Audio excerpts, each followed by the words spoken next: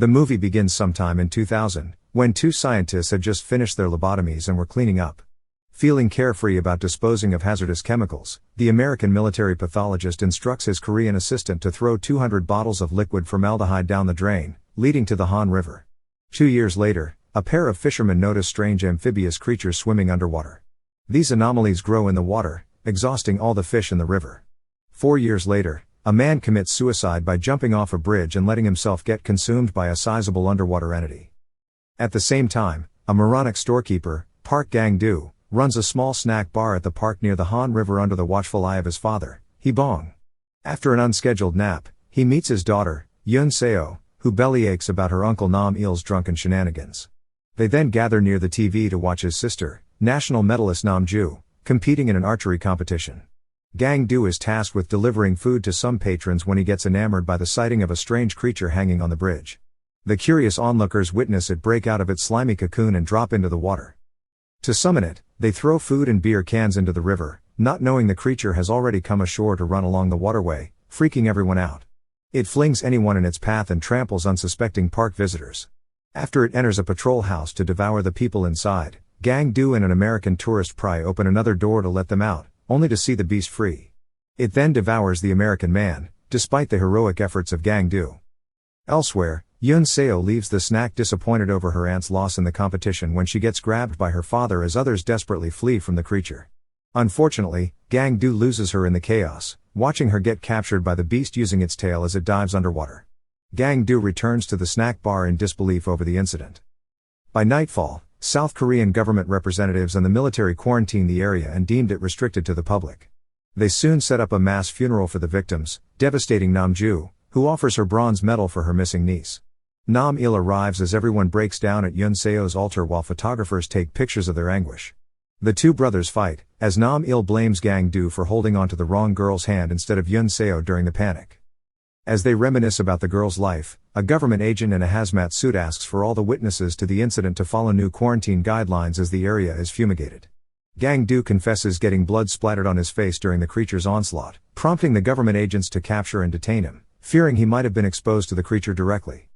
His helpless family is then escorted to a transport vehicle to take them to a quarantine facility. While traveling, they watch a news story about the incident, in which it is revealed the creature is a host of a deadly but unknown viral strand. The government recalls all military units in the Han River and replaces them with special forces trained in biological warfare. Later, the family reunites at a hospital, where they are prohibited from leaving. At the same time, Gang-do, complaining about a strange itch on his back, gets tested for the virus. Later, while eating a can of squid, he miraculously gets a call from Yun Seo, who tells him she is trapped with the creature in the sewers before her cell phone battery dies out. The following day, the beast abducts one of the quarantine officials and takes it to the sewers, where Yun Seo tries desperately to find other means of contacting her father. Meanwhile, her family pleads with a security guard to investigate the matter and find her in the sewers, only to dismiss their claims, believing Gang-do is mentally inadequate. Seizing an opportunity to escape, Hee-bong calls a family friend to meet them at the parking garage. The family makes a hilarious attempt to leave the hospital, getting chased by staff and security guards. They rush toward the getaway vehicle and recover Nam-ju, who gets left behind during the escape. Though the family successfully evades their pursuers, Hee-bong is left with a massive bill for the gangster friend's freelance services and a truck loaded with guns. After the transaction, the family drives through the streets and passes a security checkpoint, posing as a fumigation team and bribing the security head with Gang-do's savings. Over the night, they search every corner of the sewers for Yun Seo. Still, they cannot map her exact location due to the vague description of her hideout. Not long after their search, they notice strange movements and attempt to investigate the area, only to find rushing water. Elsewhere, two homeless boys, Se-jin and Se-yo, retreat from the sewers and break into Gang-do's snack bar to load supplies. Afterward, they return to the underside of the bridge when the creature appears above and chases them. Meanwhile, Yun Seo and her family envision themselves reuniting and returning to the snack bar to feverishly eat bowls of instant ramen. While the family sustains themselves in real life, the young girl escapes from her disillusionment. She sees the creature regurgitate the two homeless teenagers.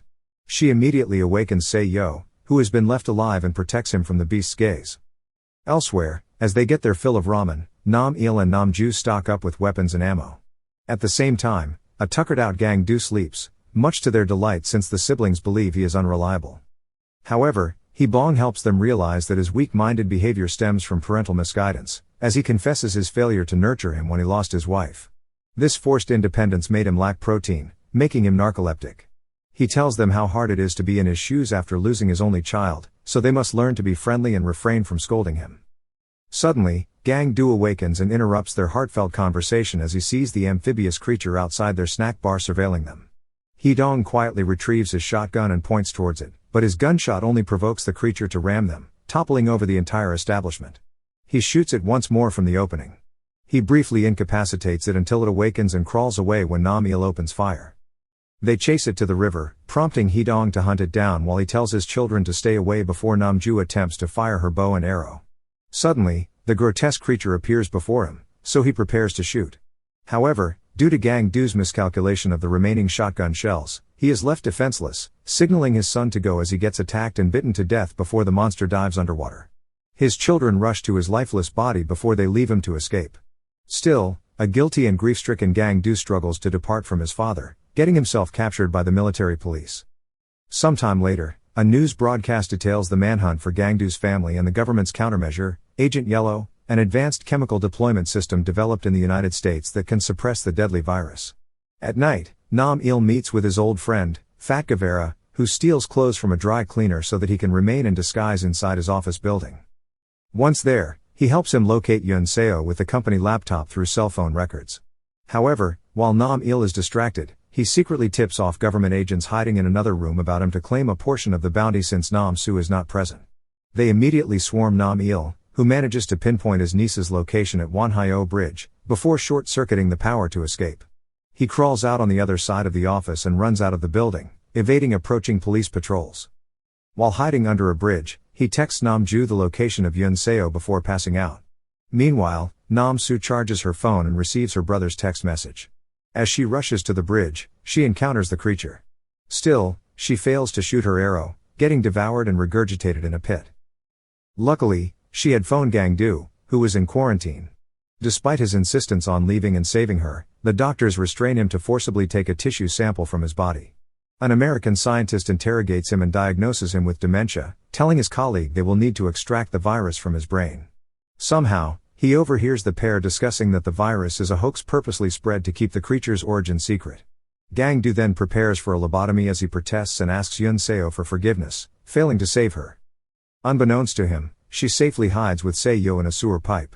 She invites him to eat at their food stand once he is free from the creature.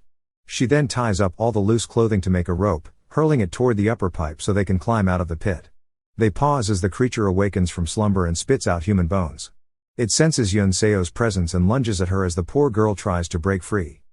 Meanwhile, a dazed Gang-do seizes the opportunity to hold one of the nurses hostage as he threatens to spread the virus to everyone if he is not allowed to leave.